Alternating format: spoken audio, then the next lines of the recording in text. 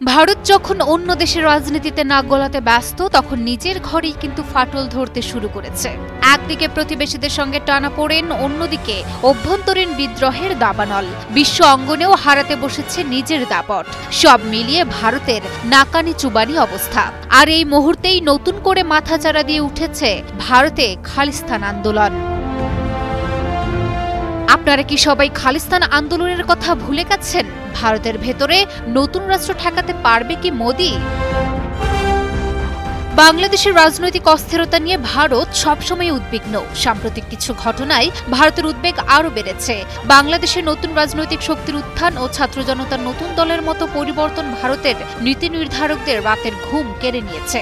কিন্তু ভারত যখন প্রতিবেশী দেশে নজর রাখছে, তখন নিজের ঘরেই আগুন লাগতে শুরু করেছে। সেভেন সিস্টার্স নিয়ে আগে থেকে অশান্ত ভারত, তার উপর কাশ্মীর নিয়ে বিরোধ তো রয়েছে। এমন টালমাটাল অবস্থায় বিদেশে গিয়েও শান্তি নেই ভারতের। সম্প্রতি যুক্তরাজ্য সফরে গিয়ে খালিস্তানপন্থী কর্মীরা হামলার মুখে পড়েছেন ভারতের পররাষ্ট্রমন্ত্রী এস জয়শঙ্কর। লন্ডনের চ্যাথাম হাউসের সামনে হামলাকারীরা তার গাড়ির সামনে গিয়ে হামলার চেষ্টা করেন।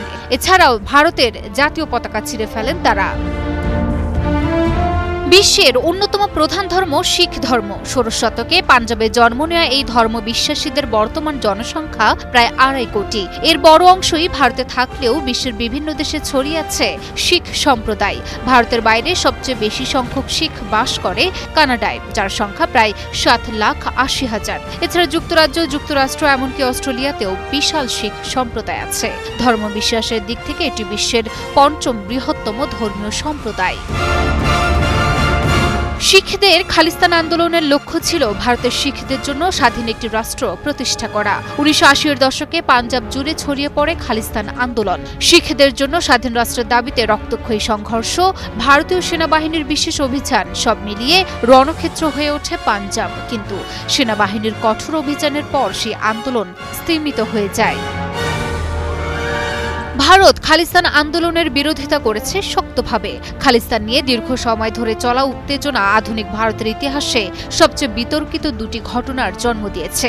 ১৯৮৪ সালের জুনে শিখদের পবিত্র স্থান স্বর্ণ মন্দিরে অভিযান চালায় ভারতীয় সেনাবাহিনী। এর জের ধরে অনেক রক্তপাত ও হত্যাকাণ্ড হয়। বড় ধরনের ক্ষতি হয় স্বর্ণ মন্দিরের। এই অভিযানের নির্দেশ দিয়েছিলেন তখনকার ভারতীয় প্রধানমন্ত্রী ইন্দিরা গান্ধী।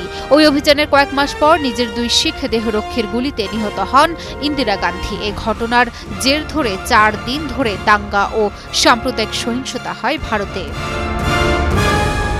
এরই কয়েক বছর পর শিখ নেতা হিসেবে জনপ্রিয়তা পাওয়া হরদীপ সিংকে ২০২৩ সালের ১৮ জুন কানাডায় একটি শিখ মন্দিরের বাইরে গুলি করে হত্যা করা হয়। এরই জের ধরে কানাডার সাথে ভারতের সম্পর্ক তলানিতে ঠেকে। খালিস্তান ইস্যু ভারতের জন্য এখনও স্পর্শকাতর। ২০২৫ সালে আবারও সেই আন্দোলনের সুর শোনা যাচ্ছে। কানাডা, যুক্তরাজ্য, অস্ট্রেলিয়া থেকে শুরু করে ভারতের নিজস্ব পাঞ্জাব রাজ্যে খালিস্তানপন্থী আন্দোলন মাথাচাড়া দিয়ে উঠেছে। মোদি এই নতুন রাষ্ট্র ঠেকাতে পারবে কিনা সেটাই এখন দেখার বিষয়। আর শুধু খালিস্তানই নয়, ভারতের অভ্যন্তরীণ রাজনীতিও ভীষণ টালমাটাল। কৃষক আন্দোলনের রেশ এখনো রয়ে গেছে। কাশ্মীরের অস্থিরতা বাড়ছে, আর হিন্দুত্ববাদী নীতির বিরুদ্ধে বিভিন্ন রাজ্যে ক্ষোভ দানা বাড়ছে।